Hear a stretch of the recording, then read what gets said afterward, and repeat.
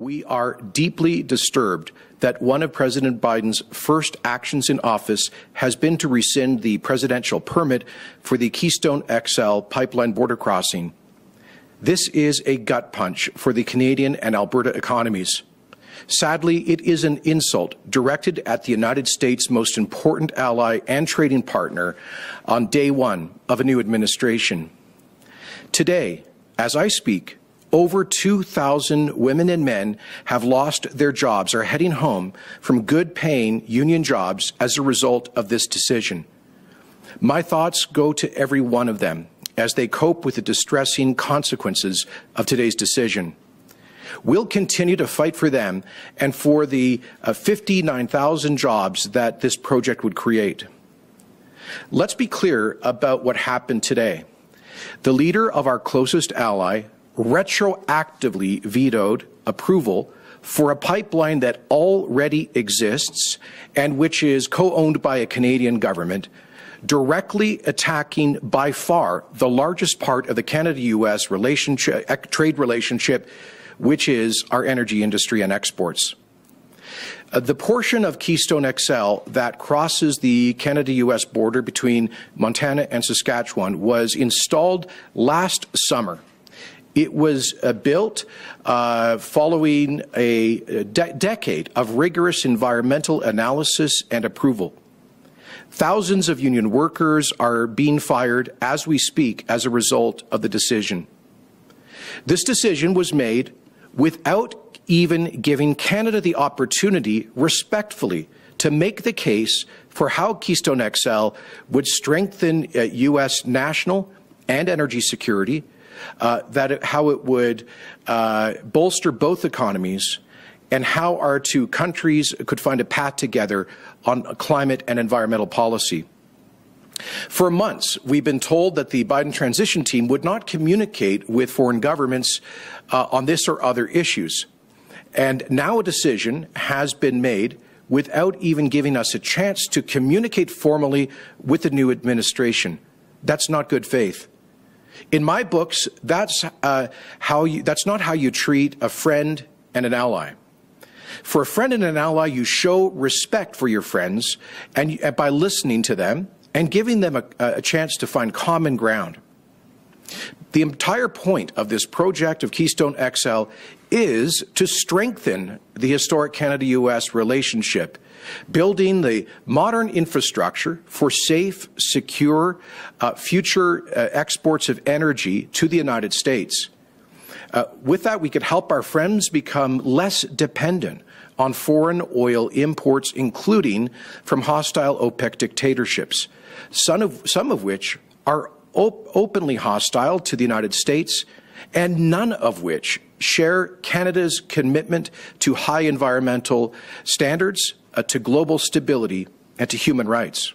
When you're dealing with a trading partner who attacks your vital interests, in this case, retroactively cancelling critical infrastructure, which is co-owned by a Canadian government, and thereby imposing very real financial, economic, and damage on our country and our province, then a response is called for, because otherwise it invites similar decisions in the future. That is exactly the principle which guided the Trudeau government, quite rightly, to impose countervailing tariffs on U.S. products following the Trump administration's imposition of tariffs on aluminum and steel imports from Canada. So it's clear that today's decision is not in keeping with the spirit of the North American Free Trade Agreement or its successor agreements, and that it's a direct attack on the largest sector of the United States' most important trading partner's economy. And if there is no meaningful response, then that, in a sense, that rewards this action that is a direct attack on the Canadian economy. I acknowledge that the Prime Minister has publicly and clearly supported the Keystone XL project in his recent remarks. And as he says, he did several years ago when he was in opposition. His former Minister of Foreign Affairs, Mr. Champagne, said that this was at the top of the bilateral agenda. in my discussion with the new Foreign Minister, Marc Garneau, this week, he said to me that, quotes, we are in lockstep, Alberta and Canada, on this project. So those are the kinds of statements that we have heard publicly and that I have received privately. And so you can imagine my surprise over the past 90 minutes as I've read comments coming from Ottawa, from Minister Garneau, who I like and respect, saying that we should, quotes, understand and respect the decision, and from Ambassador Hillman, who operates under directions from Ottawa, saying, quotes, we will accept this decision and move forward. And then the statement issued by the Prime Minister within the last hour, doing nothing more than expressing disappointment. Those words are not consistent with what they have been saying, and they certainly are not consistent with the way in which this government, this federal government, stood up for Canadian aluminum and steel workers, how they stood up for the entire Canadian economy against Trump's campaign commitment to kill NAFTA. So Albertans, I guess, are right to be skeptical, but I am pleading with the Government of Canada to do the right thing for hundreds of thousands of workers, to think about those 2,000 union workers being sent home with pink slips right now, the tens of thousands of others who were expecting and hoping to benefit from employment. You know what I said to the Prime Minister yesterday when we spoke, when I pleaded with him to call then President-elect Biden on this directly?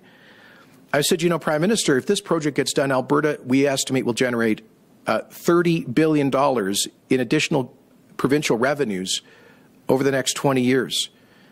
And I said billions more for the national government. I said, if you want this province to be able to continue to contribute to the rest of the country, we need to get things like this built. He said, I understand that.